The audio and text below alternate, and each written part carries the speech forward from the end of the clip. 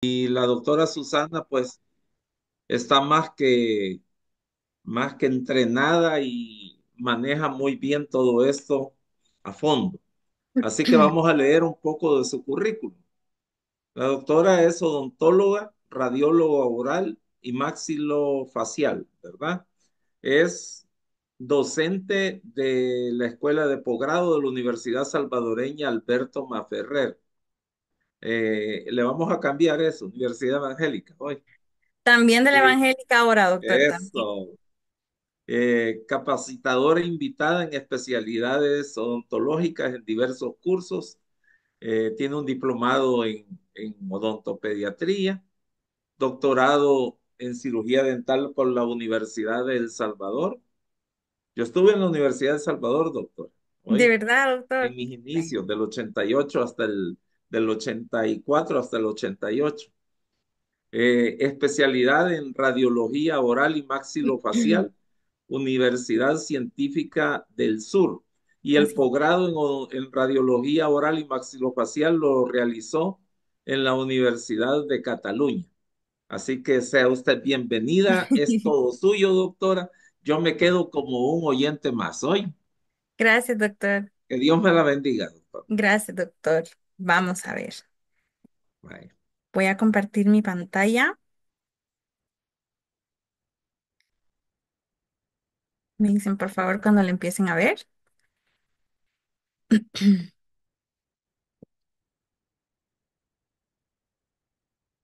¿Pueden ver mi pantalla? Sí, Sí, doctora, se doctora, ve. ya se mira.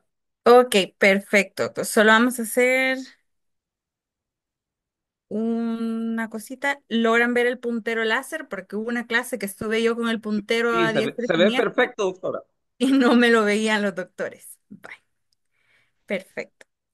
Les cuento el día de ahora, pues yo sé que ustedes están en el diplomado de endodoncia, así que el día de ahora vamos a ver todo lo que se respecta a la tomografía computarizada de ascónico, que yo sé que ustedes la conocen como CONVIN, y qué es lo que podemos hacer como ya en la parte o en el área de endodoncia, ¿verdad? ¿Qué es lo que ustedes tienen que pedir? ¿Qué es lo que ustedes tienen que evaluar al momento de que ustedes reciben una tomografía? Y en qué casos, vamos a ver bastante clínica, en qué casos ustedes pueden mandar a pedir una tomografía, ¿verdad? ¿Para qué les puede hacer uso? Entonces, basado en eso, este es como el guión de la clase del día de ahora. Vamos a ver conceptos básicos para que ustedes empiecen a hablar también en el mismo lenguaje en la parte para sus gabinetes radiológicos. Vamos a hablar también de qué características tiene que tener esa tomografía para que ustedes puedan evaluarla endodónticamente desde un punto de vista endodóntico. Y como les decía, los usos que tiene esa tomografía ya en el área de endodoncia. Entonces, como principal, vamos a ver qué conceptos básicos dentro de estos nosotros vamos a tener como primer lugar, qué es la tomografía de ascónico. Y aquí quiero separar dos tipos de tomografías computarizadas. Tenemos la tomografía computarizada axial, que es la que nosotros conocemos como TAC, ¿verdad?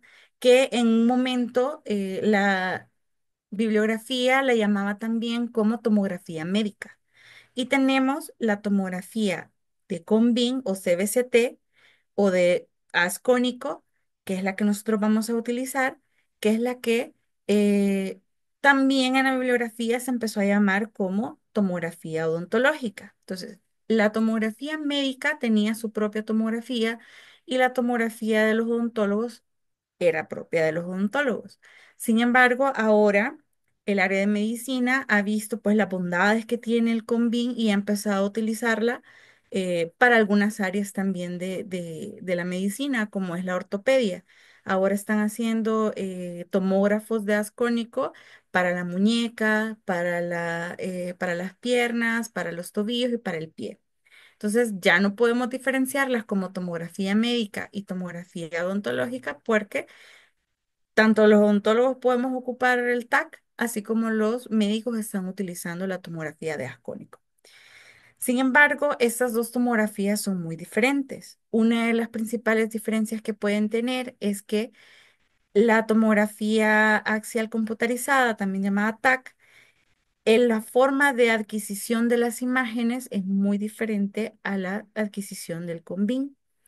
Y eso va a estar relacionado también al siguiente concepto, que es el voxel.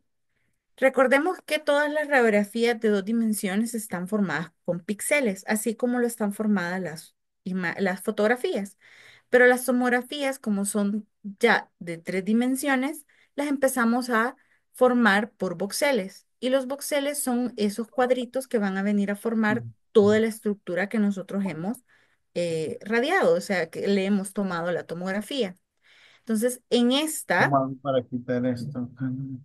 en las tomografías, en el TAC, el tipo de voxel que nosotros vamos a tener va a ser anisotrópico, que son estos de acá. Y en la tomografía de ascónico, los voxeles van a ser isotrópicos, que son estos de acá. La principal diferencia es que nosotros vemos que acá las dimensiones de todos estos cubitos que nosotros tenemos aquí no es la misma. En cambio, en el isotrópico sí todos son iguales. Y esta es una de las características que vamos a necesitar nosotros en el área de endodoncia que se cumpla para que esa tomografía pueda ser evaluable endodónticamente. Entonces aquí esto sí ustedes tienen que tener bastante cuidado, porque si por ejemplo si un paciente les llega a ustedes con una tomografía, un TAC, una tomografía médica o una tomografía convencional, ustedes no van a poderla ocupar para ser evaluada endodónticamente, porque la adquisición es diferente y porque el tipo de voxel es diferente. Nosotros para endodoncia siempre vamos a necesitar un voxel isotrópico y la única tomografía que cumple esa condición va a ser el CONVIN. Por eso es de que ustedes no pueden recibir una tomografía, por ejemplo, que su paciente se tomó un TAC de cabeza y con eso evaluar una pieza endodónticamente. No se puede.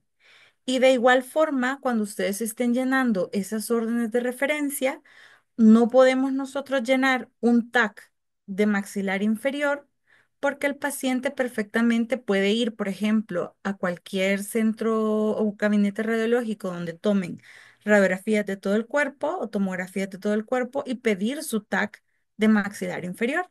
Por ejemplo, acá tenemos nosotros a Brito Mejía Peña. El paciente perfectamente podría ir ahí y Brito Mejía Peña les va a tomar un TAC de maxilar inferior, pero cuando ustedes lo reciban, ustedes no van a poder hacer nada con esa tomografía. Entonces, por eso es importante que hablemos con los términos correctos, porque si ustedes mandan una tomografía de ascónico de maxilar inferior, Brito Mejía Peña les va a decir al paciente, no, nosotros no tomamos ese tipo de imágenes. Entonces, ahí vamos a hacer que nuestro paciente no gaste por gusto y también que no se irradie por gusto. Entonces, tenemos que tener en cuenta, como les digo, este es el tipo de voxel que ustedes necesitan, el voxel isotrópico. Otro de los conceptos que tienen que entender es el campo de visión o el FOV o el Field of View. Nosotros en el área le llamamos FOV.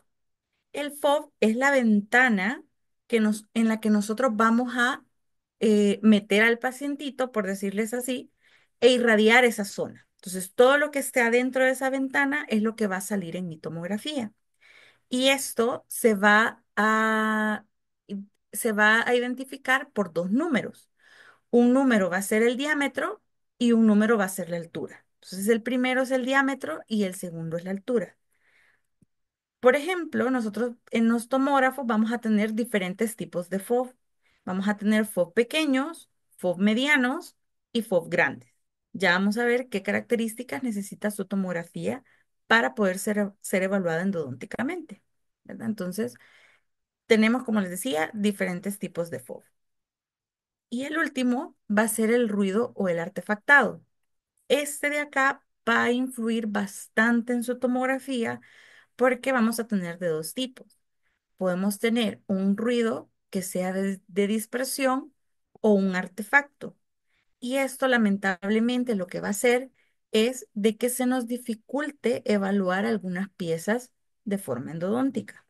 Por ejemplo, en la dispersión es todo aquel ruido de todas esas reconstrucciones, de todos esos pines de la gutapercha, de las coronas que podamos tener, no solo en el diente que querramos evaluar, sino que también todo lo que podamos ver alrededor.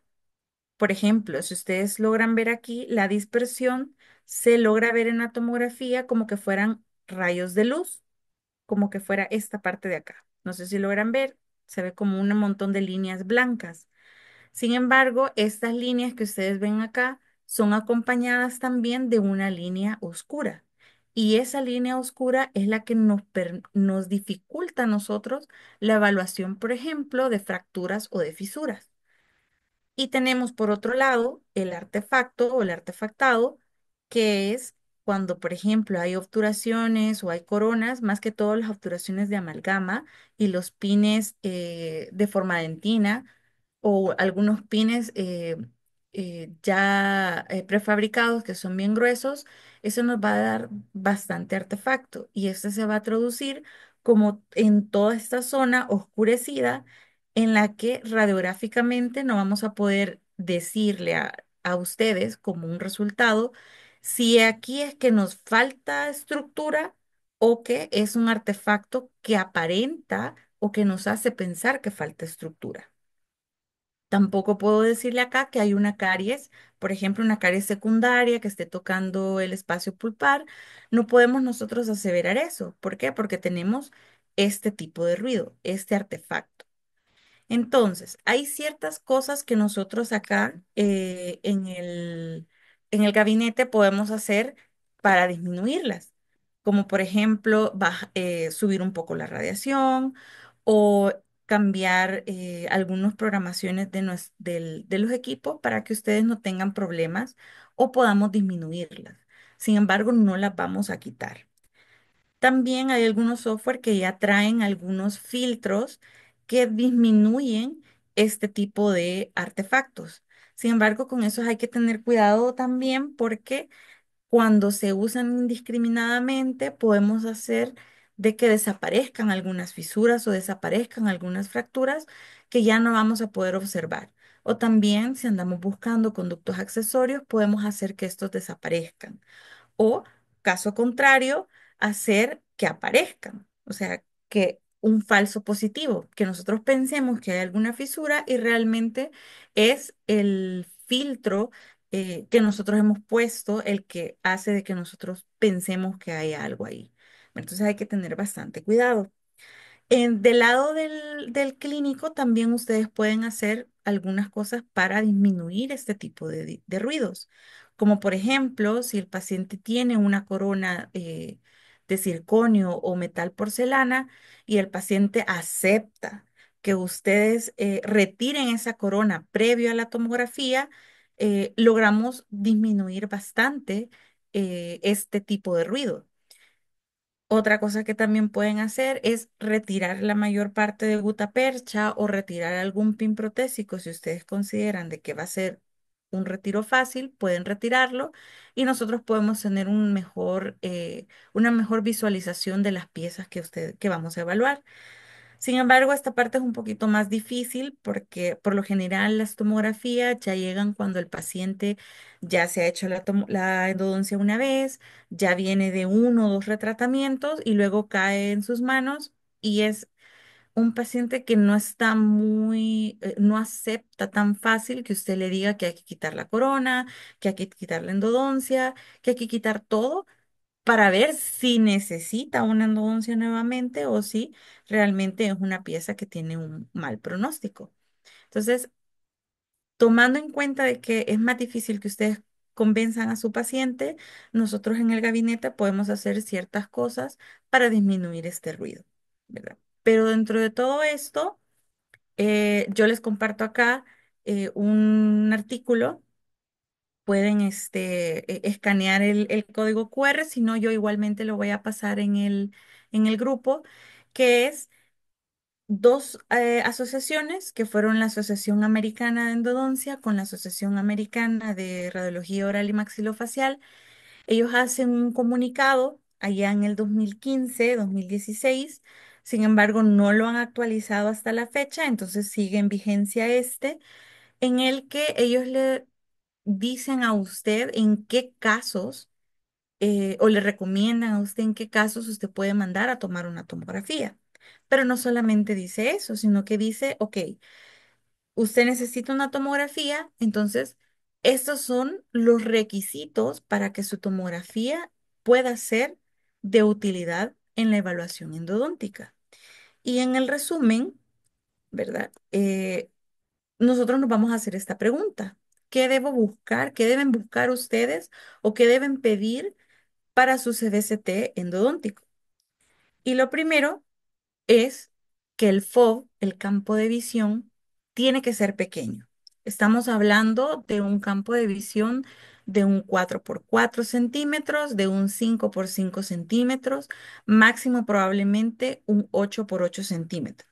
Estamos hablando de un FOV pequeño, o sea, esto es el campo de visión. Esta es la ventanita en la cual yo metí a mi paciente y irradié la pieza o las piezas que yo necesitaba. Entonces, por ejemplo, acá nosotros tratamos de que la pieza que usted necesite evaluar esté lo más centrada en la ventana posible, porque es la que va a recibir, el centro es el que recibe pues la mayor cantidad de radiación que si nosotros hablamos de los extremos. Entonces, pero definitivamente tiene que ser un FOV pequeño, ¿verdad? Como les digo, no más de 8 por 8 centímetros. El voxel tiene que ser isotrópico y aquí nosotros ya descartamos que la tomografía axial computarizada ya no la podemos utilizar. ¿Por qué? Porque no cumple esta condición. Recordemos, como les había dicho, que el TAC va a tener un voxel anisotrópico. Entonces no cumple con eso. Y el voxel va a tener un tamaño. Por ejemplo, el artículo que yo les muestro eh, indica que no puede, el voxel, el tamaño de ese voxel no puede ser mayor de 200 micras. Entonces, si ustedes quieren evaluar alguna pieza endodónticamente en una, por ejemplo, tomografía de macizo facial, donde el tamaño del voxel isotrópico va a andar allá por los 300 micras, no va a ser posible, ¿verdad? Ustedes pueden evaluarlo si ustedes quieren, pero no es una evaluación fiel, ¿verdad? Podemos omitir bastantes cosas, puede que no nos aparezcan fisuras porque son más pequeñas, puede que no nos aparezcan algunos conductos accesorios porque son más pequeños, o puede que perdamos alguna definición o alguna nitidez, porque cuando es un FOV pequeño y un voxel pequeño, eso va a aumentar en la resolución. Entonces vamos a poder ver cosas más finas, como por ejemplo trazos de fisura, ¿verdad? Que sean pues más grandes que el tamaño del voxel de la tomografía. Esto le va a dar también un mayor beneficio al paciente porque no es lo mismo irradiar solo este pedazo que irradiarle toda la cabeza al paciente. Entonces, el paciente va a recibir menor cantidad de radiación y por lo tanto va a recibir menor daño. Porque si bien es cierto, hay que hacerle entender al paciente que con una tomografía no significa que al paciente le va a dar cáncer, sin embargo, es como ponerle un granito más de arena en una balanza en la que si el paciente tiene vulnerabilidad o tiene riesgo de de tener cáncer en un futuro, es ponerle nada más un granito de arena a que le va a dar, ¿verdad? Recordemos de que eh, casi que el paciente tenga cáncer es un conjunto de situaciones que el paciente tiene que cumplir y la suerte. Entonces, si se puede exponer menos al paciente a radiación ionizante, muchísimo que mejor. Y lo que yo les recomiendo es, primero, que la tomografía, como les digo, tiene que ser isotrópica y para una mejor evaluación endodóntica, el tamaño del voxel tiene que ser entre los 75 y las 100 micras. Si bien es cierto, podemos llegar hasta 200, pero yo les recomiendo que andemos por este rango, entre los 75 y las 100 micras. El tomógrafo que está en una universidad evangélica llega hasta los 75 micras, pero tienen que escoger un FOB pequeño. Los FOB más pequeños que tiene ese equipo es un 4 por 4 centímetros y un 5 por 5 centímetros. Entonces ahí, entre esos dos FOB, tienen que andar los estudios que ustedes vayan a pedir si ustedes lo necesitan, ¿verdad? ¿Alguna preguntita hasta acá? Pueden interrumpirme en cualquier momento, no se preocupen. ¿Ninguna? Ok, seguimos entonces. Pero también voy a hacer de que ustedes se hagan otra pregunta. ¿Qué deben de dar ustedes al operador, o sea, nosotros que vamos a tomar las tomografías o al hacerle su lectura para que su CONVIN sea correcto para una evaluación endodóntica? ¿Qué tienen que darle ustedes a ellos? Y la respuesta siempre va a ser clínica. Recordemos de que aquí son ustedes los que tienen acceso al paciente. Son ustedes los que van a evaluar de forma clínica a su paciente.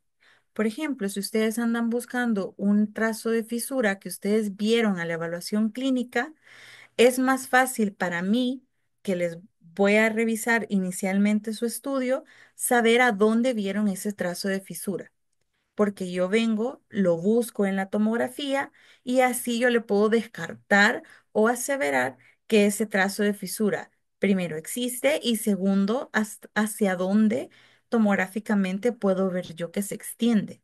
Pero si usted a mí no me da clínica, yo ¿Qué es quiere, como tía? buscar una aguja en un pajar. O sea, es ¿Lo alcanzo yo? hacer una tomografía posiblemente más larga o hacer de que esa persona, la persona que las lee, ¿verdad? Que le va a brindar la lectura, no le dé a usted la respuesta a la pregunta que usted estaba buscando, ¿verdad? Otra de las formas en las que usted puede dar clínica es, por ejemplo, decirle hace cuánto se hizo si el paciente ya tenía un tratamiento de canales, hace cuánto se lo hizo, porque no es lo mismo que nosotros veamos una lesión periapical cuando el paciente tiene una endodoncia de hace 5 años a que el paciente tiene 2 meses de haberse hecho ese tratamiento de canales. Entonces, no es lo mismo. Podemos nosotros cometer el error de informarle que hay una lesión periapical cuando realmente le acaban de hacer una endodoncia y no es el tiempo para que nosotros hagamos ese tipo de aseveraciones. Pero como les digo, si usted a mí no me da clínica, yo no voy a poder responderle de una manera correcta o voy a responderle de una manera muy general, ¿verdad? Entonces, entre más clínica me den ustedes, más específica va a ser la respuesta que ustedes van a recibir. Entonces, acá sí les voy a hacer como este llamado para que no solamente en las órdenes pongan el nombre del paciente, sino que también pongan qué pieza quieren que se les evalúe, qué quieren que se les descarte y si hay alguna forma de darme más datos, pues bienvenidos son siempre, ¿verdad? ¿Preguntitas? Porque ahorita sí vamos a ir a las aplicaciones y aquí sí quiero que ustedes puedan opinar si ustedes gustan, ¿verdad? ¿Ninguna?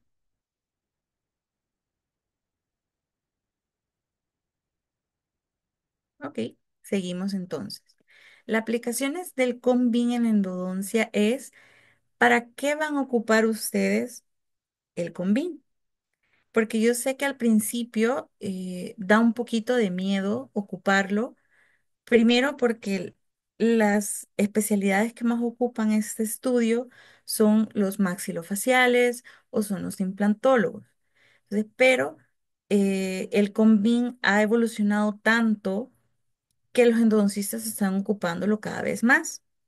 Yo recuerdo que al principio, cuando empecé a trabajar en esto, en la radiología, probablemente recibíamos una tomografía de endodoncia quizás una vez cada 2 semanas o una vez, a veces recibíamos como 2 o 3 al mes. Entonces era bien poco porque también eh, la especialidad de endodoncia no tenía mucha fe en la tomografía.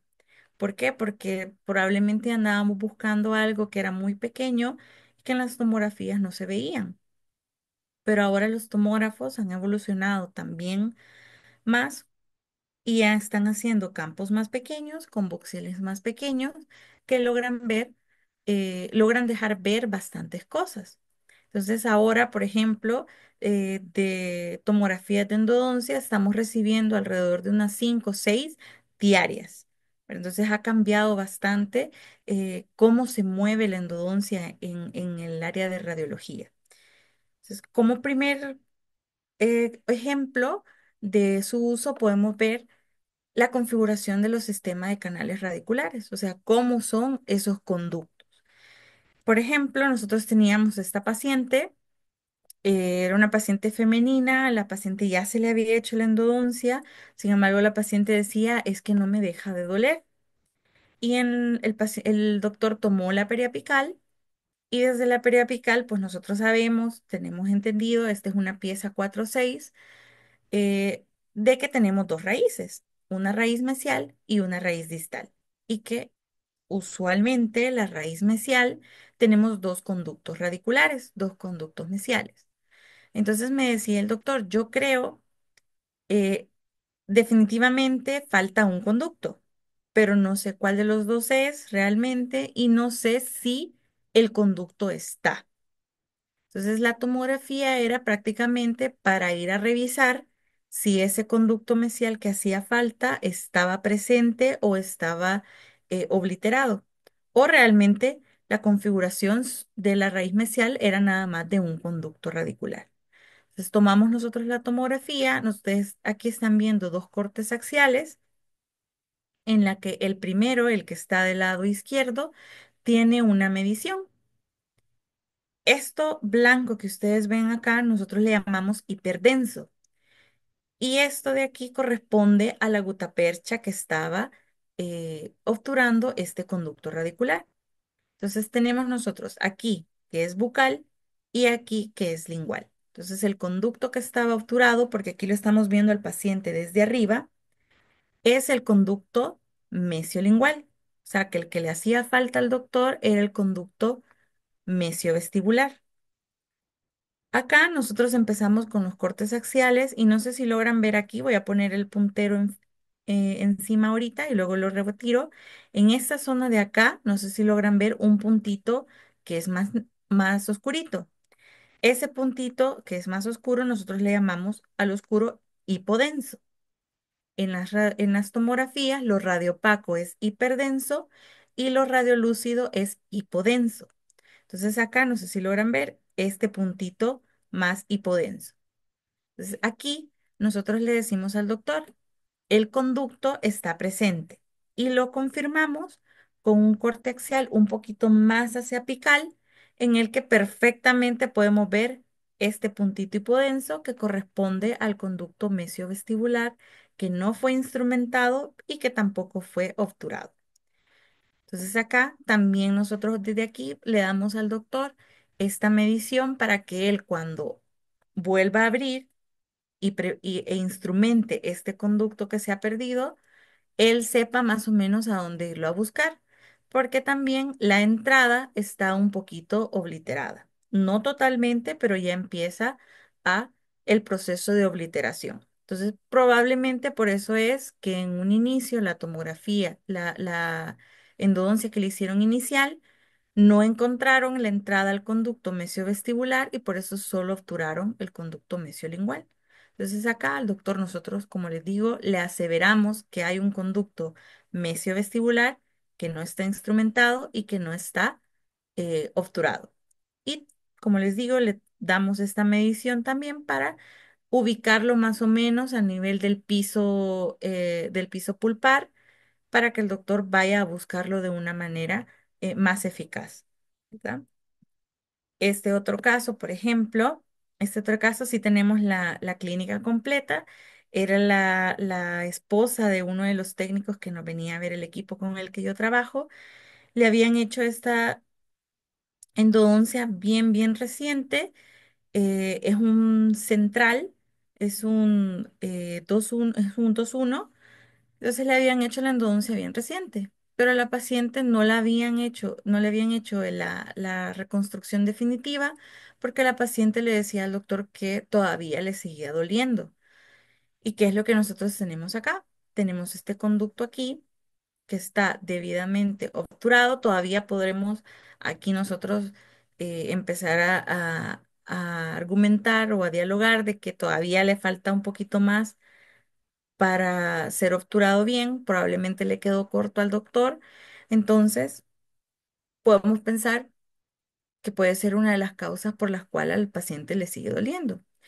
El doctor tomó su periapical y aquí el doctor, pues nosotros esperamos que en un incisivo solamente hay un conducto, ¿verdad? Y ese conducto pues se veía obturado. El doctor me decía, se ve un poco corto, pero lo veo obturado. Entonces, inicialmente la tomografía estaba guiada a que nosotros fuésemos a buscar un trazo de fractura, un trazo de fisura y que fuese por eso que a la paciente todavía le dolía. Entonces, tomamos todavía nosotros el mismo corte, le ponemos un poquito de colores, lo rojo es la gutapercha y lo oscurito que se ve más azul oscuro acá es el conducto, que faltaba que se instrumentara. Pero empezamos a ver también que aquí había una zona oscura, una zona más hipodensa, que estaba palatino a ese conducto. Entonces empezamos a investigar un poquito más. Y en los cortes axiales, como les decía, igual de la misma forma que el anterior, lo más hiperdenso, lo más radiopaco es la gutapercha. Y lo más hipodenso son los espacios pulpares.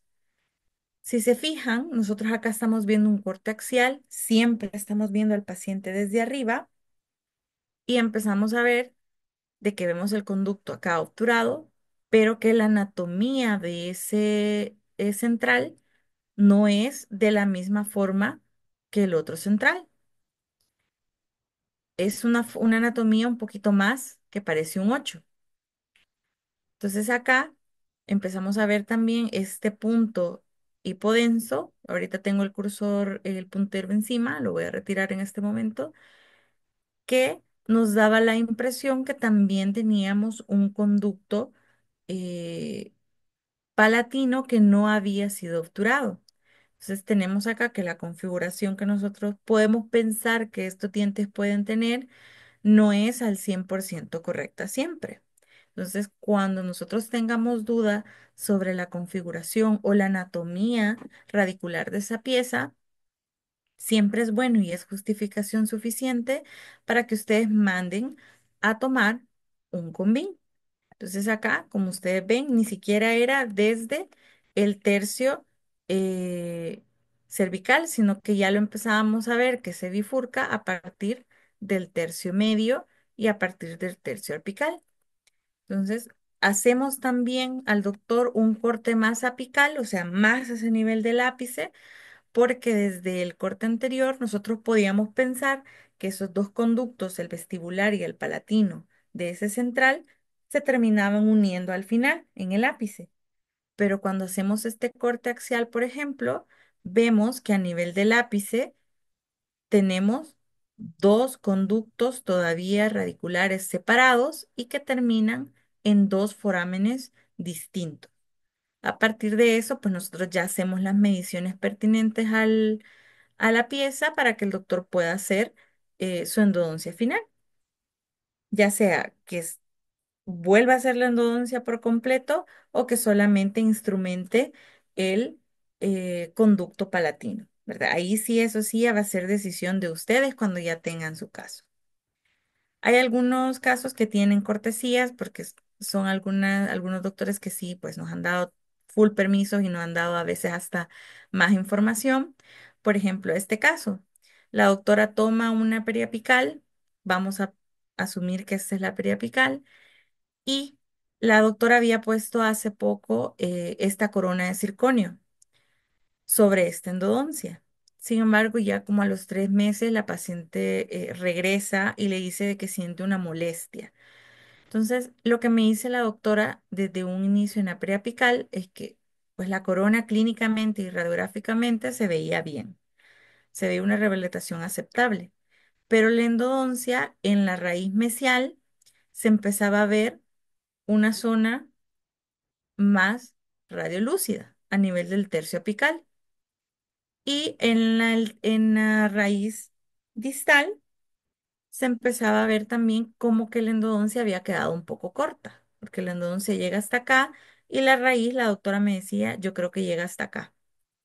Entonces, inicialmente lo que se empezó a buscar fue un MB2 o un conducto mesiopalatino de la raíz mesial y que ese fuera el causante de que nosotros tengamos esta lesión periapical a nivel de la raíz mesial. Pero cuando empezamos a ver la tomografía, porque también la doctora la pidió para descartar cualquier fisura o fractura, empezamos a ver que la raíz mesial no era tanto el problema.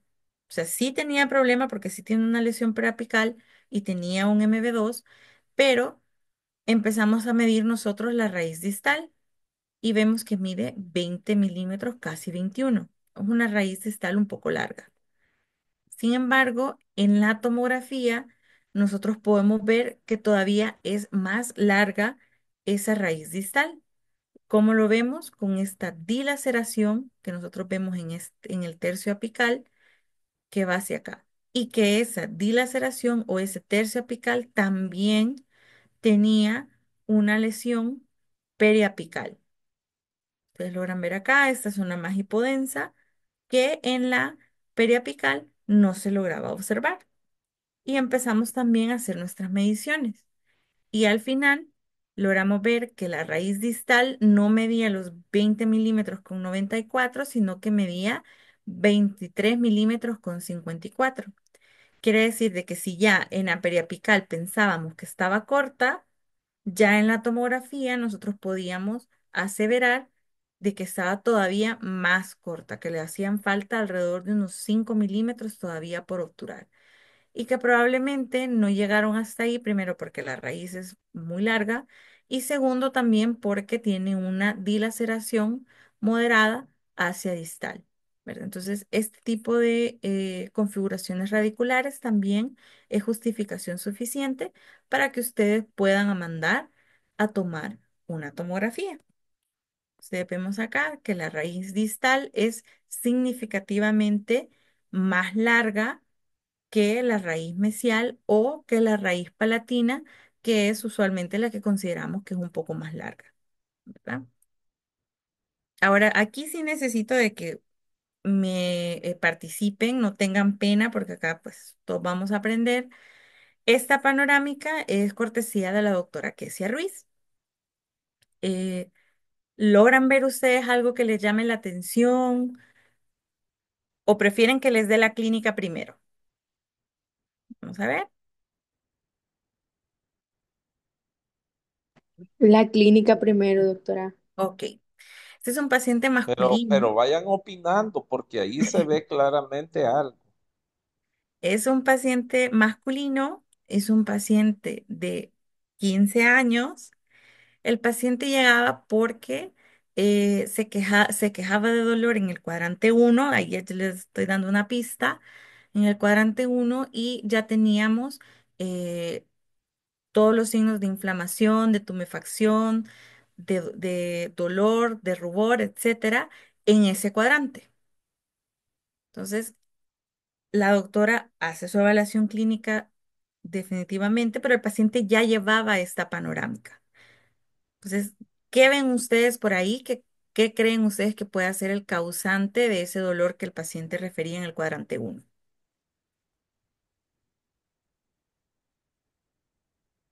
Una, doctora, una fusión entre la 1.1 y la 1.2. Uno uno y uno dos, ¿ok? Se observa una, Un, ¿Alguien más? un área periapical, aunque tiene el lápiz abierto, pero se ve Ajá, como un área periapical en la 1.5, si no estoy mal. en la uno cinco, ya no, vamos un poquito más calientes. Ujú. Las molares. Las molares se ven cómo, doctora.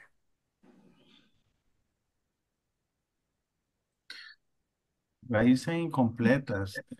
Un segundo. Se miran raíces incompletas en Raíces. caninos premolares, no sé, Ujú, podría y el ser una canino. reabsorción porque a los 15 años no es común que no estén cerrados esos premolares. Puede Ujú, ser una lesión periapical con reabsorción. ok. Pero vamos a ver, porque la panorámica, a veces, más que todo cuando nos sale con esta gran lengua que le salió aquí a la paciente y no es la mejor panorámica, nos puede dejar con algunas otras preguntas. Entonces la doctora amablemente nos compartió estas periapicales. La doctora que había apostado a la 1.5 iba un poquito más caliente. ¿Qué vemos nosotros en la 1.5? Un ápice abierto, pero se ve, no se ve como en formación, sino que se ve un área eh, Ujú. como un quiste, se podría decir. Se ve un poquito, el lápiz no se ve como que estuviera en formación porque se ve un poco más biselado, ¿verdad? Y se ve bien abierto, a diferencia del 1.4, que se ve un poquito más cerrado. Vemos esta zona radiolúcida también, que es la que la doctora mencionaba. Pero recordemos que cuando nosotros vemos una zona radiolúcida, tenemos que buscar la explicación. ¿Qué ven ustedes acá en la radiografía que le pueda dar a usted alguna explicación de esa lesión?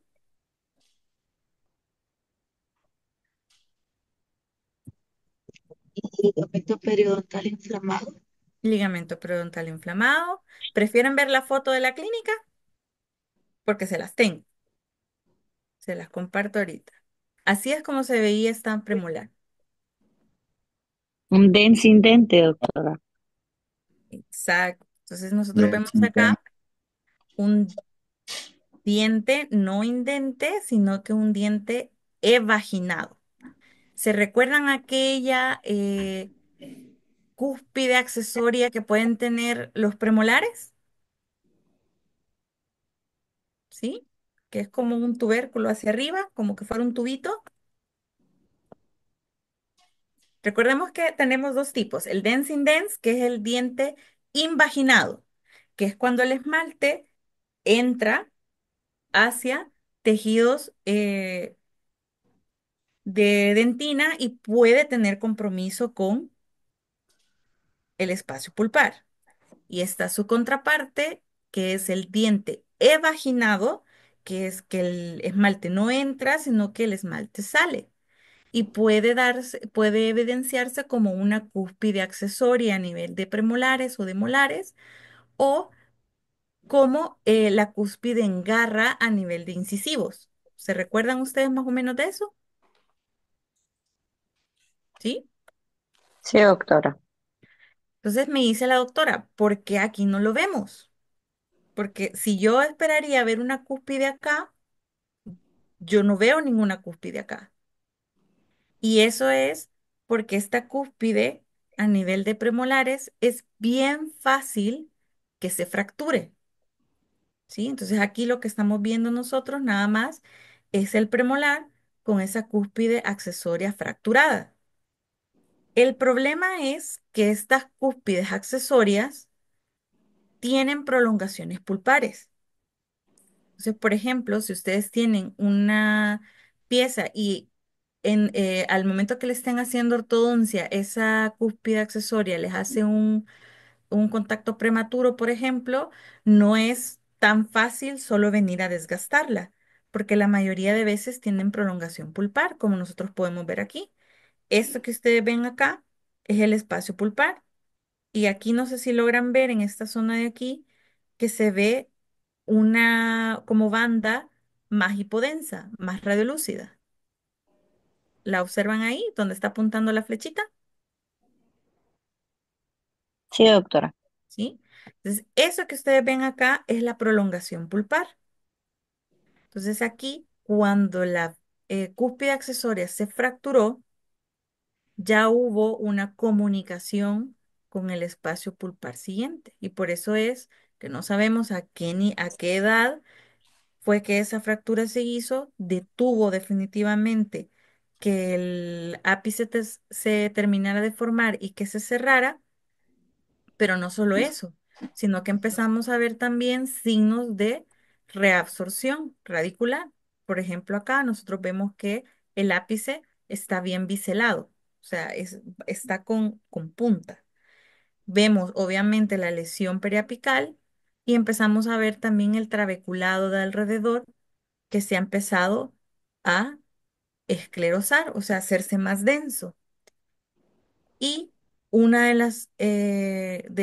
de los signos, que estos sí no lo van a poder ver de una periapical, a menos que tomen una oclusal, va a ser esta zona de acá. No sé si logran ver aquí. Se ve el contorno de de la tabla vestibular, pero también se ve otra línea hiperdensa aquí, como que fueran dos tablas vestibulares. Y esto que ustedes están viendo aquí es una reacción periostal.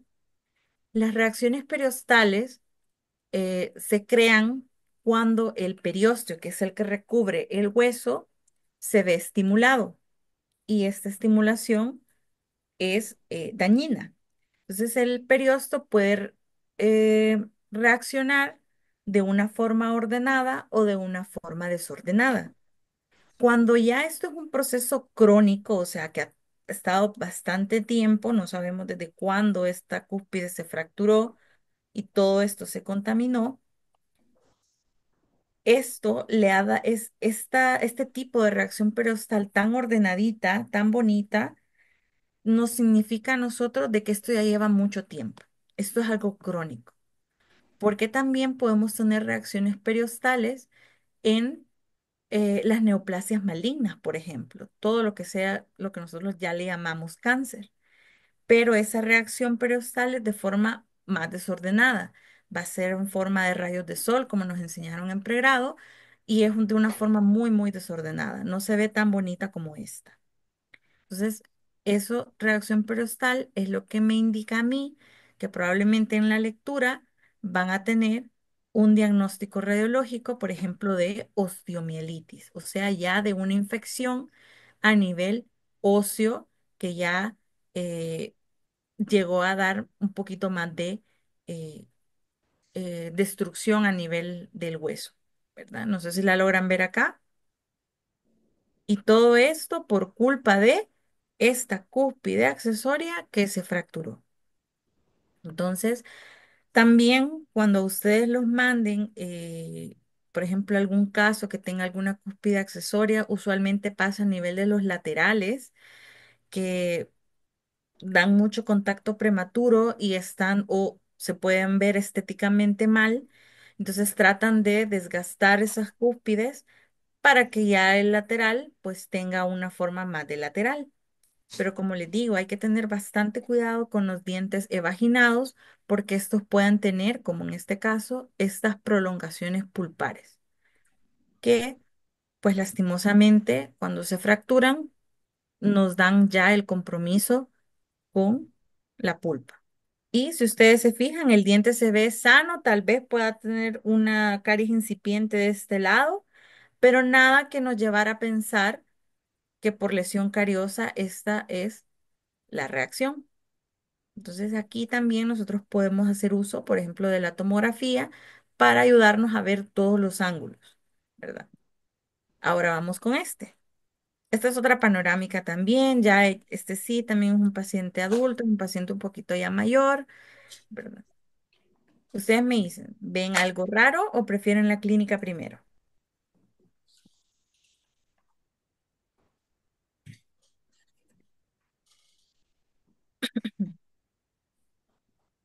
Vamos a ver.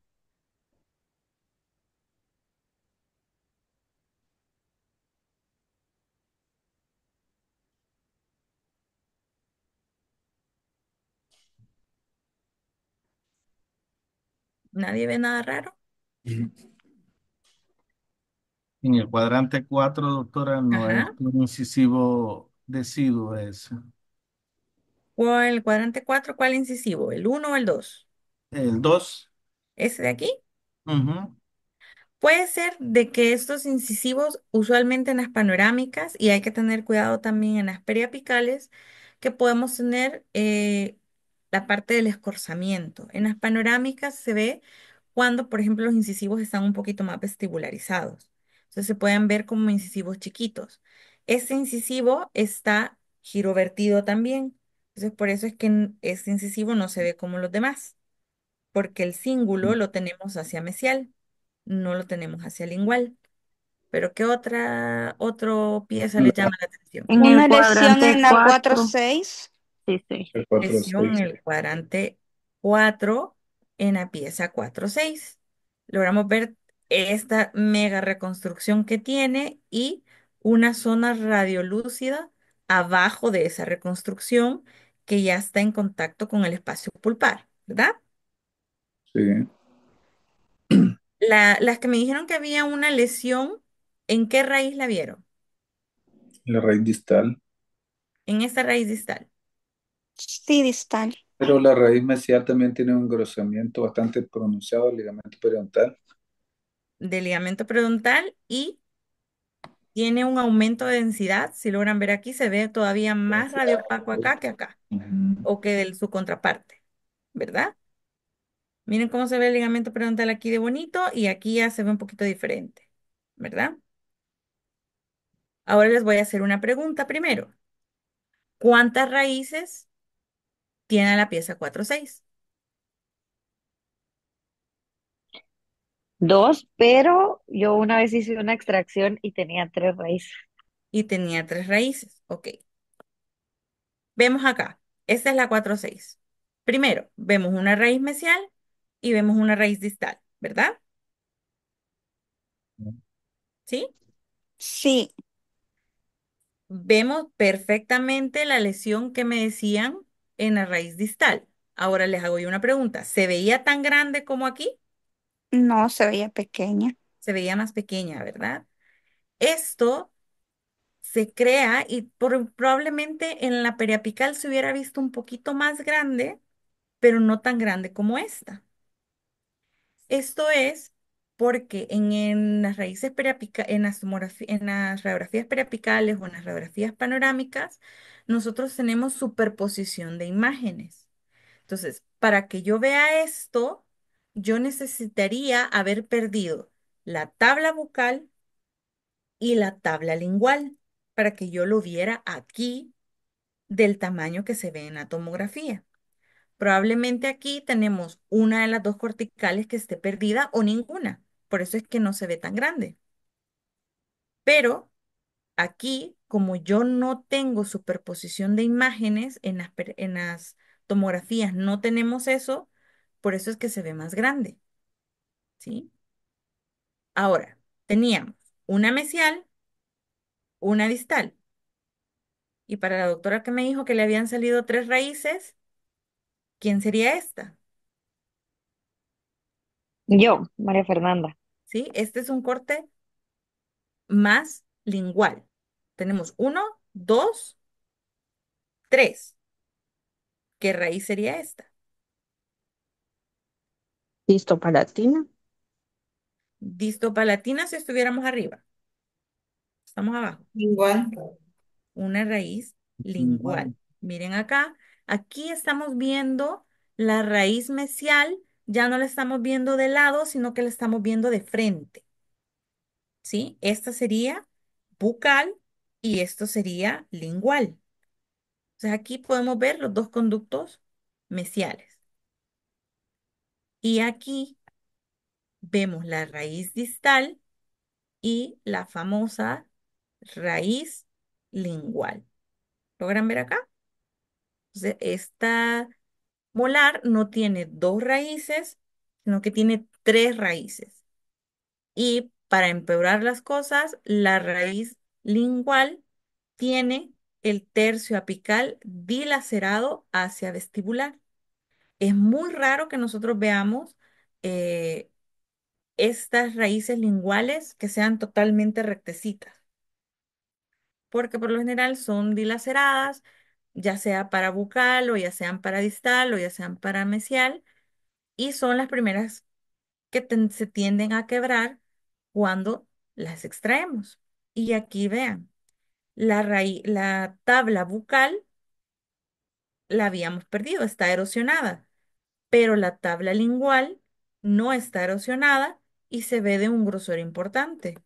Por eso es que ustedes en la panorámica no la veían. Ahora ustedes ven la panorámica y les apuesto que ven las 3 raíces, ¿verdad? Vamos a dibujarla. Tenemos la raíz mesial aquí, la raíz distal acá, ¿sí? Y la raíz lingual aquí. ¿La ven ahora? Sí, doctor. Vean.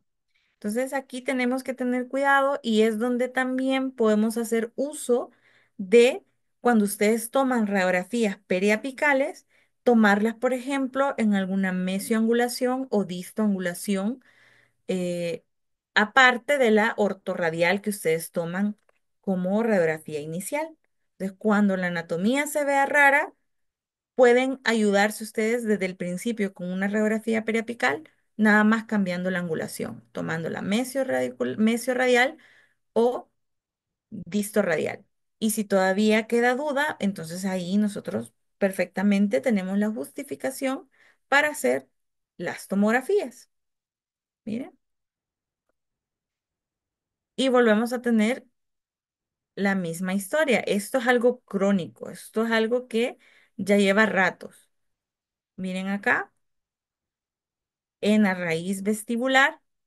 Esto también nosotros le llamamos una reacción periostal, que como se ve bien homogénea, sabemos que es benigno, sabemos que es crónico y sabemos que es de origen infeccioso. Esta es la raíz mesial, esta es la raíz distal y esta es la raíz lingual.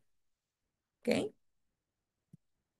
Y ya después nosotros empezamos a medir, porque de nada va a servir que ustedes manden a tomar una tomografía para endodoncia si no podemos sacar también nosotros la conductometría de acá, que va a ser todavía más fiel que una periapical, porque aquí las mediciones van a ser uno a uno.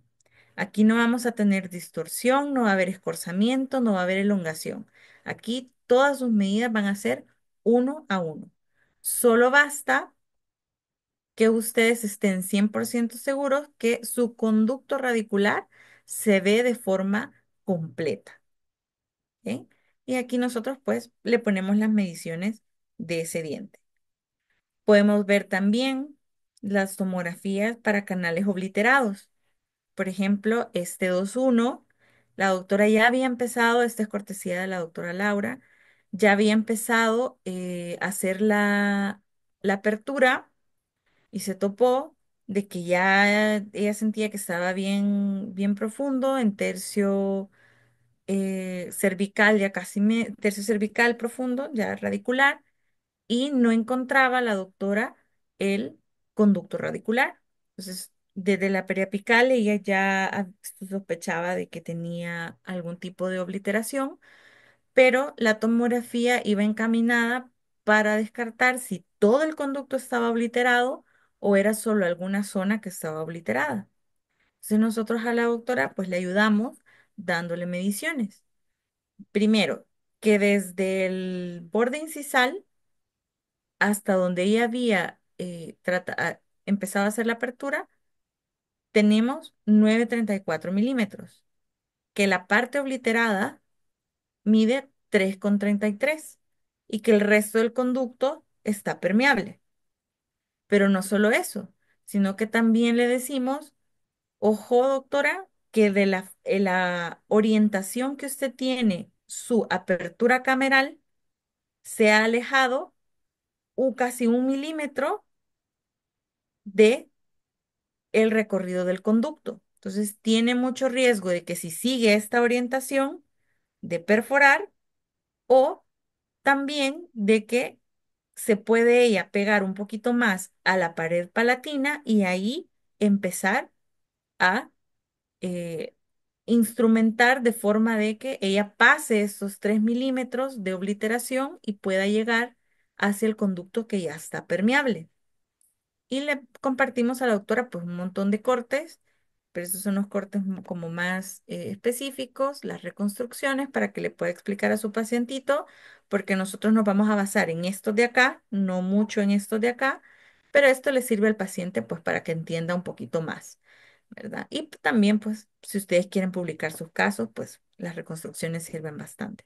Entonces aquí vemos que el conducto a nivel del tercio cervical, ya radicular, pues estaba obliterado, ¿verdad? Entonces aquí la idea de la tomografía es ir a buscar ese conducto, ir a ver cuál es la parte que son permeables, ir a ver qué partes no están permeables y si ya empezamos a hacer pues toda la apertura o empezamos a buscarlo ya, ver si van en el camino correcto. Vamos a ver las reabsorciones radiculares, ya sean internas o externas. Miren acá, tenemos que el 4.1, el 3.1 y el 3.2 presentan zonas hipodensas en su raíz sugestivas de reabsorción radicular. Entonces empezamos a mostrarle al doctor las mediciones y todos los tercios radiculares o coronarios que puede hacer compromiso estas reabsorciones. Si ya hay también compromiso del conducto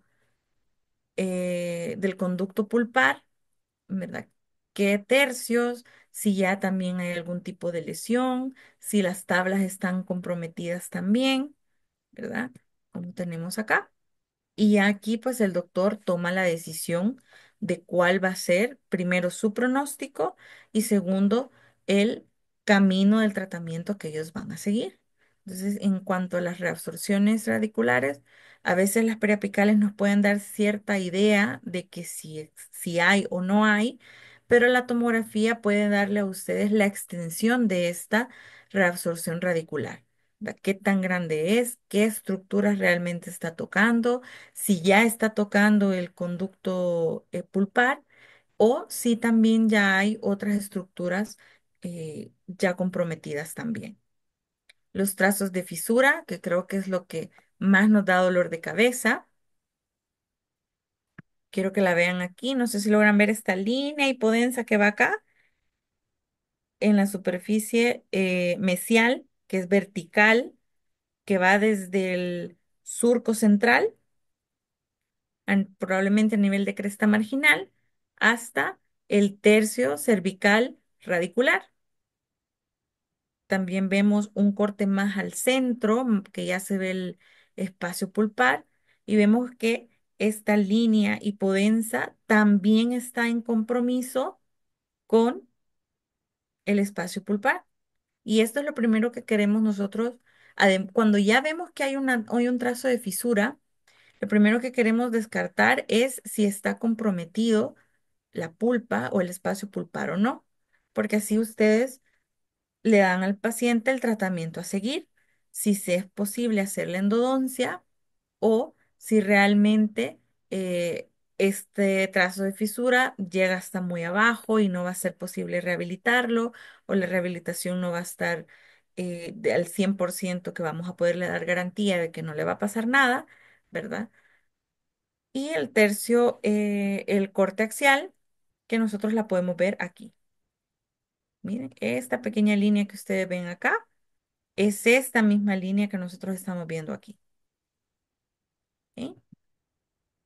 A veces, pues, los trazos de fisura van a ser más obvios, no van a ser tan chiquitos como este, van a ser más obvios, como por ejemplo este que vemos aquí, vertical, y que llega hasta el tercio apical, y que también nosotros se viene acompañado de lesiones periapicales, no solo en la raíz que tiene el trazo, sino que también, si ustedes se fijan en este corte axial, tenemos que el trazo de fisura va desde mesial hacia distal, o sea, atraviesa completamente la corona de estas siete. Y no solamente es eso, sino que en profundidad llega hasta el tercio apical. Quiero que vean este tipo de lesión que nosotros podemos a veces hasta decir que es un defecto óseo angulado, pero en radiología nosotros le llamamos eh, que es una imagen hipodensa de tuneliforme, o sea, o en forma de túnel. Eso quiere decir, cuando ustedes vean este tipo de lesión, es necesario que nosotros vayamos a buscar a ver si no hay un trazo de fisura o un trazo de fractura, ¿verdad? Porque así como puede ser un defecto periodontal angulado, puede ser también el patrón de pérdida ósea para una fisura. ¿Ok? Entonces, nada más les dejo ahí. También aquí vemos la tabla ósea lingual, que la tenemos perdida, todas las lesiones eh, periapicales en las tres raíces y también que tenemos pérdida del piso del seno maxilar y eso nos está dando que la mucosa del seno maxilar se empieza a engrosar también. Entonces aquí también podemos nosotros sospechar de que esto es una sinusitis maxilar de origen odontogénico. Quiere decir que esto está causando que el paciente tenga sinusitis en este seno maxilar. ¿Ok? También, no sé si logran ver algo diferente aquí.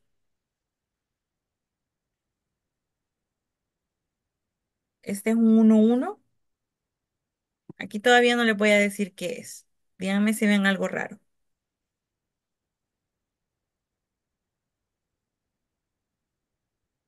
La pérdida ósea mesial, La pérdida ósea mesial, muy bien. ¿Qué más?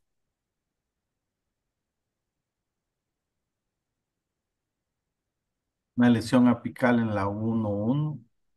Lesión apical en la 1-1. ¿Qué más?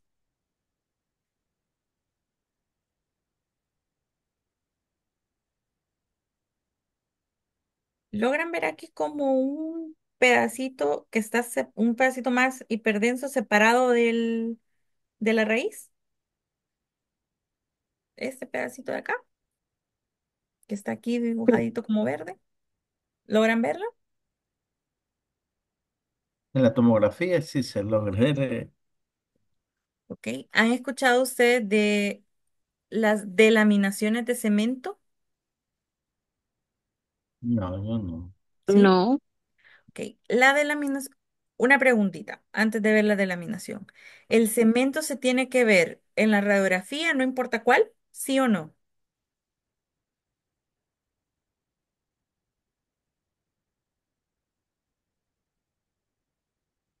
A ver.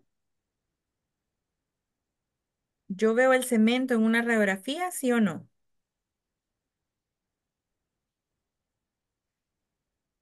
Casi solo el ligamento periodontal, el cemento es muy pequeño. El cemento es muy delgadito para verse. Entonces, si yo veo cemento en una radiografía, significa dos cosas. O que hay más cemento que va a ser compatible con una hipercementosis, o que ese cemento se ha separado de la dentina radicular, como ha sido este caso. O sea, este cemento, por X y razón, se separa de la raíz y obviamente empieza a darme signos como que fueran de fractura, como lo vemos acá. Miren, aquí pues le dimos al doctor esta delaminación, pero también por si el doctor necesitaba hacer la endodoncia, empezamos a darle mediciones. ¿Logran ver aquí algo diferente en la configuración pulpar?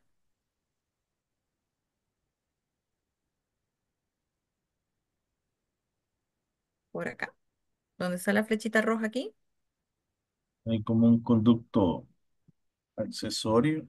hay un conducto accesorio que va hacia mesial. Entonces, cuando el doctor vaya a hacer su endodoncia, pues nosotros le damos también la medición para que él pueda hacer su tratamiento de canales a sabiendas de que este conducto accesorio existe, ¿verdad? Y al final, pues él va a decidir qué hacer con esta delaminación de cemento. Entonces, cuando veamos este tipo de lesiones y veamos que el cemento está separado de la raíz o empecemos a ver el cemento, eso ya no es normal, ¿ok? Y también tenemos, por ejemplo, los traumas dentoalveolares, que son las fracturas radiculares, que es así. En ocasiones se ven clínicamente, se ven de forma periapical bien obvio, ¿verdad? Son más obvias que las fisuras, pero también tenemos que ver qué significa o qué tipo de tratamiento van a llevar esas fracturas. Por ejemplo, yo sé que este es un caso un poquito exagerado, ¿verdad? Pero es para que ustedes vean, lo vean. Por ejemplo, esta es una paciente femenina. A esta paciente tuvo un accidente automovilístico. eh, Lastimosamente, pues no llevaba su cinturón puesto. Ella era la copiloto. Va a parar en el tablero del carro con la boca, porque no llevaba su cinturón. Entonces les voy a pedir, doctores, que se pongan siempre sus cinturones, aunque seamos copilotos. Y termina fracturándose tanto el 1-1 como el 2-1. Tenía fácil acceso, pues esta es cortesía del doctor Julio Calderón, tenía fácil acceso al doctor y el doctor literalmente fue el accidente y se fue donde él, toma la periapical con los dientes y luego pues toma la periapical sin los dientes. Luego la paciente va donde nosotros para la tomografía y luego regresa donde el doctor para la extracción de los fragmentos que habían sido avulsionados. Y en la periapical ustedes pueden ver, obviamente, la avulsión de estos, que tenemos tercios apicales remanentes acá, tenemos el 1-2 y tenemos el 2-2. En la inicial con los dientes aún, el 2-2 se ve como una banda radiolúcida acá. Entonces, posiblemente este diente también estaba fracturado. Pero si ustedes se fijan, en la que ya, en la segunda que toma el doctor, ya sin los dientes avulsionados, el 2-2 ya no se ve tan separado. Entonces también el doctor me decía, vamos a ver cómo están esos laterales para ver si hay necesidad de extraer. Tenemos acá y eso es lo que nosotros buscamos, vemos. Tenemos el 1-2 que aparentemente no tenía ningún signo de fractura, el 1-1 que definitivamente estaba fracturado y no solamente el diente, sino que también se fracturan las tablas, como ustedes pueden ver acá, se fracturó la tabla palatina, el 2-1 fracturado y avulsionado, estaba fracturada también la tabla palatina, pero no estaba desplazada como acá.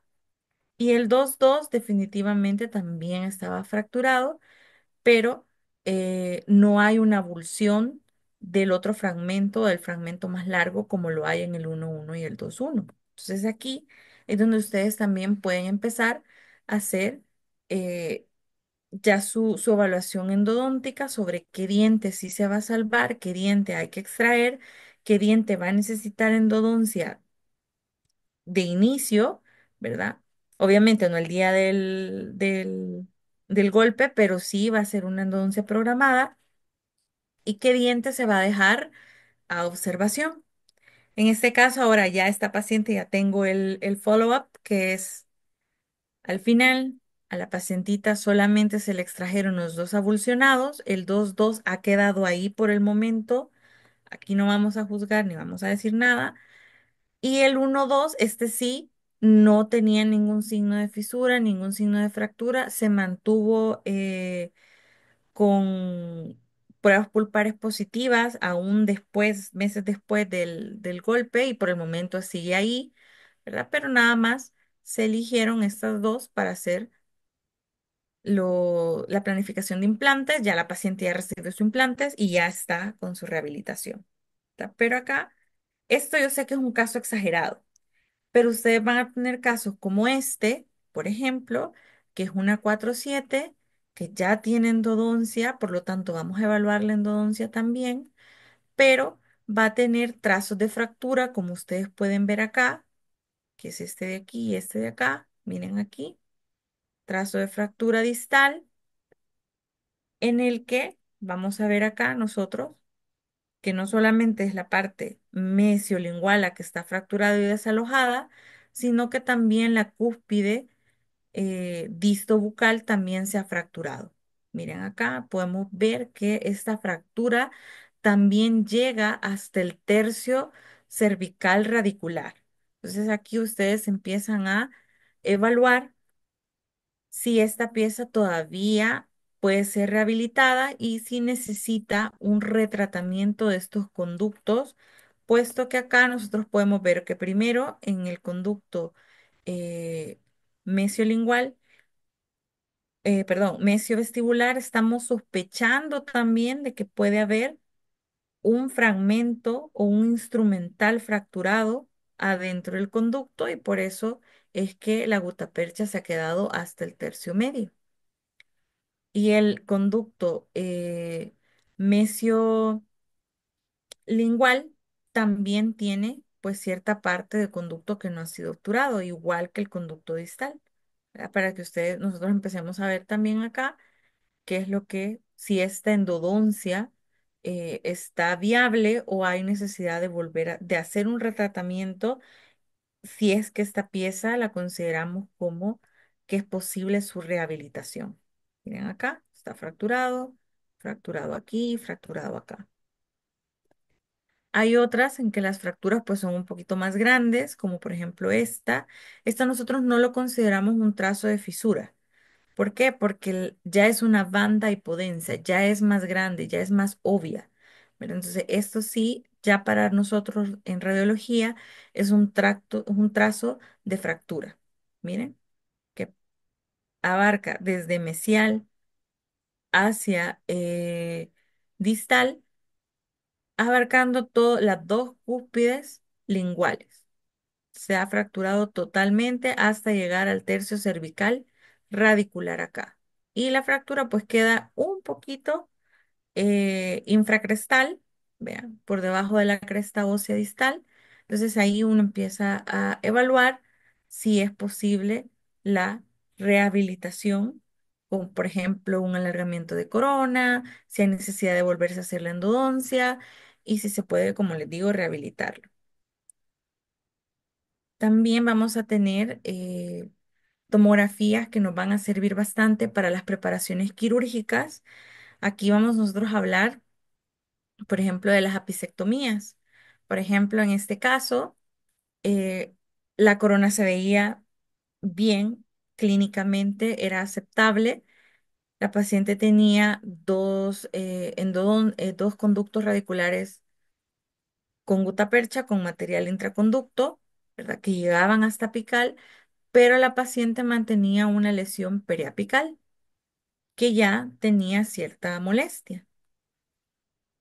Se ven acá, la corona se ve aceptable, la endodoncia, pues el doctor la consideró aceptable también, solamente era la persistencia de esta lesión periapical. Entonces, esta tomografía iba más encaminada, primero también a descartar que no hubiese algún trazo de fisura, que no hubiese algún conducto que se hubiera omitido, ¿verdad? Al momento de la instrumentación, pero iba más encaminada hacia hacerle al paciente una apicectomía. Entonces empezamos a hacer, por ejemplo, mediciones para la preparación quirúrgica, de cuánto vamos a ir de la cúspide a la cresta, de la cresta a la zona donde ya no hay tabla, el espacio donde no hay tabla, del cuando ya empieza a haber tabla de nuevo, y aquí, por ejemplo, la estructura importante como el seno maxilar, cuánto mide de ancho las raíces, etcétera. Entonces empezamos a preparar a este paciente para para recibir o para ser viable, para ver si es viable hacer una apicectomía. Y aquí pues les tengo algunos videos como última parte sobre qué podemos utilizar ahora la tomografía también para otras cosas. Porque recuerden que la tecnología pues avanza bastante. Por ejemplo, en este caso se hizo una guía quirúrgica para nosotros poder hacer una apertura de una forma más eficiente y hacer una instrumentación de estos conductos de una forma más eficiente, sobre todo porque este diente, como ustedes ven al inicio, tiene, este sí, es un diente invaginado, es un dens in dens. Entonces acá necesitábamos ver cuál era la configuración pulpar, qué tan fácil iba a ser entrar Y acá pues el doctor decidió hacer una guía quirúrgica para encontrar los conductos y para poder instrumentar dichos conductos. Otra forma también es, por ejemplo, acá, que va a ser una pisectomía de esa pieza. Ya la pieza tiene su endodoncia, tenía por ahí una perforación. Entonces hace la resolución de la perforación y hace una guía quirúrgica que le va a dar exactamente el lugar donde va a ir a hacer la trepanación, o sea, va a ir a quitar el hueso y con esta, que son las trefinas, son unas como fresas circulares que se pueden utilizar también para biopsiar hueso.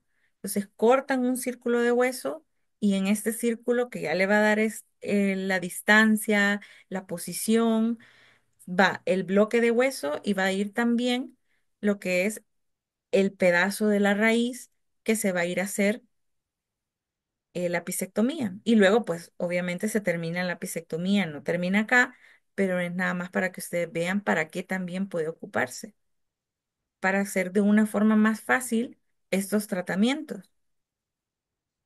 Ellos limpian todo ahí, sacan el bloque de hueso y sacan el fragmento de la raíz que va ahí también. Ahí lo pueden ver. Esto se hace también a partir, ustedes no pueden hacer una guía quirúrgica de este tipo si ustedes no tienen una tomografía previa. Siempre van a necesitar la tomografía. Y ahora, pues esto es lo más top que yo he visto, que utilizan la tomografía, ven dónde están los conductos, cómo va a ser la apertura de esos conductos y empiezan a hacer, pues, basándose en la tomografía, esa apertura. Se empiezan a calibrar todos los aparatitos que tienen ellos. Esto obviamente tienen como luces especiales que tienen cámaras que se traducen en este programa y aquí ustedes pueden ir viendo que sigue calibrando y a partir de eso ellos empiezan a fresar y lo que frecen aquí, ellos lo están viendo en tiempo real en la tomografía.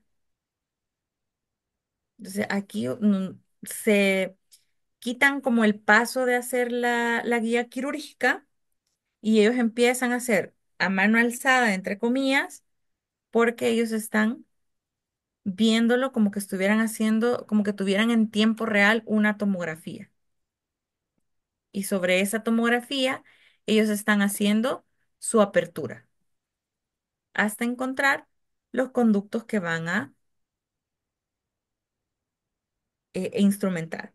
Entonces, esto es un proceso de navegación, vea, que se hace, como les digo, basado en la tomografía. O sea, ustedes necesitan hacer la tomografía primero. Y obviamente, pues comprar estos aparatos, ¿verdad? Pero si no, podemos hacer pues el tipo de cirugía de apertura guiada con una férula, ¿verdad? Aquí terminaría yo mi parte. No sé si tienen alguna pregunta, si los dejé más confundidos, si no hay preguntas. Si tendrán algún caso que ustedes gustarían saber si necesita una tomografía o algo por el estilo. Siento que solo yo hablé el día de ahora. Doctora, ¿cuáles serían las razones, supóngase que llega un paciente, Sí, cuáles serían como que las razones por las cuales nosotros deberíamos de decidir tomar una tomografía? O sea, únicamente viendo una radiografía periapical. aquí, doctora, usted tiene que, como usted va a tener a su paciente de forma clínica, ¿verdad? Entonces, usted ya lo evaluó clínicamente, o sea, ya lo sentó en el sillón, ya lo evaluó la boca y decidió tomar una periapical, ¿ok? Si la periapical a usted la deja con más dudas que respuestas, esa es justificación suficiente para tomar una tomografía, ¿sí? Por ejemplo, usted tenga dudas en la periapical sobre la configuración pulpar, usted tenga dudas en la periapical sobre la configuración de las raíces de esa pieza, ya eso es justificación suficiente para que usted tome el siguiente estudio complementario que sería la tomografía. ¿Sí? O, por ejemplo, que usted ya decidió entrar en la tomografía con su localizador de ápice, con todo lo que usted guste y siente que la instrumentación no va bien. Entonces, ya eso ya es razón suficiente también para ir a tomar una tomografía, ¿ok? No sé Ok, si, muchas gracias. Doctora, Sí, una gracias. pregunta. dígame, doctor. ¿En qué casos específicos yo, hablando de algún compromiso sistémico de Ujú. paciente, no puedo indicar yo una tomografía? No hay ninguna contraindicación No hay sistémica, ninguna. ninguna. Por ejemplo, hay pacientitos que vienen bien preocupados porque nos dicen, yo tengo un marcapasos. Pero la radiación ionizante no actúa bajo los campos electromagnéticos que sí actúa el marcapasos. Entonces no hay ningún problema.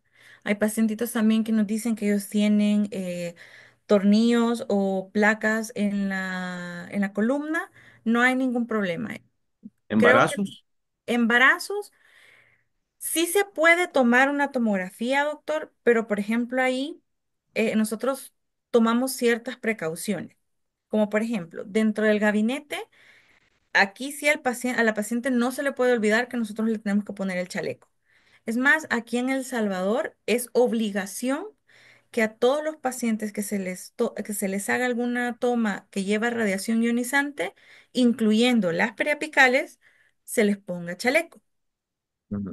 Hay otros países donde no es obligación para las tomografías poner chaleco. Aquí en El Salvador sí lo es. Entonces, Eh, como yo sé que aquí hay doctores de otros países, sería de que vean también cómo son las leyes con respecto a la radiación ionizante en sus países, pero por ejemplo acá en El Salvador sí es requisito. Pero para las embarazadas no es opcional, hay que ponerles el chaleco. Y los chalecos, por ejemplo, para panorámicas o para tomografías son un poquito diferentes. Esos tienen solapas completas. Quiere decir que el chaleco llega hasta la cintura, más abajo de la cintura, de la parte de adelante y también de la parte de atrás. Eso significa solapa completa. Cuellos tiroideos no se ponen porque afectan en el estudio. Dan mucho destello también. Entonces, por eso no se les pone cuello tiroideo. Pero en las embarazadas, ese es uno. La segunda opción que tendríamos que tomar es bajar un poco la radiación. La tercera es que el estudio tiene que salir a la primera, ¿verdad? Y que ustedes como su odontólogo de cabecera tiene también que saber que su paciente está embarazada o tiene sospechas de estar embarazada. Porque si tiene sospechas, para nosotros es como que si lo estuviera, ¿ok? Y tenemos que seguir el mismo protocolo. Pero yo sé que hay ocasiones en las que es sumamente necesario tomar una tomografía, entonces, sobre todo si es de endodoncia, entonces ahí contraindicación no es como tal, sino que nada más es, primero que todos estemos en la misma página, que todos estemos en el conocimiento de que la paciente está embarazada, que el estudio es necesario, que va a tener a la paciente más beneficio que riesgo, y tercero, que la paciente se le tiene que explicar muy, muy bien para que el estudio salga a la primera. Pero de que solo por el hecho que esté embarazada no se puede hacer este estudio, no es una contraindicación. Gracias. Bueno, doctor, ¿alguna otra preguntita? Bueno, si no hay preguntas, doctora Susana Guevara, muchas gracias. Ha sido una intervención bien enriquecedora y esperamos que no sea la primera ni la última hoy, sino que Gracias, doctor. siempre tenerla con nosotros en nuestros cursos. Gracias, doctor. Solamente voy a dar un anuncio antes que se me Sí, olvide, porque el día de mañana vamos a estar en taller, ¿verdad? En taller ya presencial. sí. Entonces, al grupo de WhatsApp Yo voy a subir un link que es un link para Google Drive para que ustedes desde ya o mañana en la mañana puedan descargar la tomografía que vamos a trabajar el día de mañana. Porque ustedes van a hacer varios, creo que son 20, ¿verdad? O un poquito más de 20, Sí, sí, son 20, doctor. ¿verdad? Y para que todos ya llevemos con la tomografía descargada, ¿verdad? Yo siempre llevo alguna que otra USB, pero creo que vamos a perder menos tiempo si ya todos llevamos con la tomografía descargada. ¿Ok? Entonces yo le voy a pasar Ex- ahorita el link de descarga al grupo y cualquier duda, pues en el grupo pueden escribirla y yo ahí les voy a estar contestando. Excelente, doctor. Si no hay nada más, pues vamos a dar por finalizada la clase y el día de mañana, pues se les espera a todos. Y muchas gracias nuevamente, doctor. Bueno, ya sabe la orden, doctores. Nos vemos mañana. Que tengan feliz Excelente, noche. doctor. Feliz noche para todos. Gracias, Feliz Feliz noche, doctora. noche a doctores. todos. Nos vemos Noche el para día de todos. mañana. Dios. Adiós, compañeros. Hasta luego.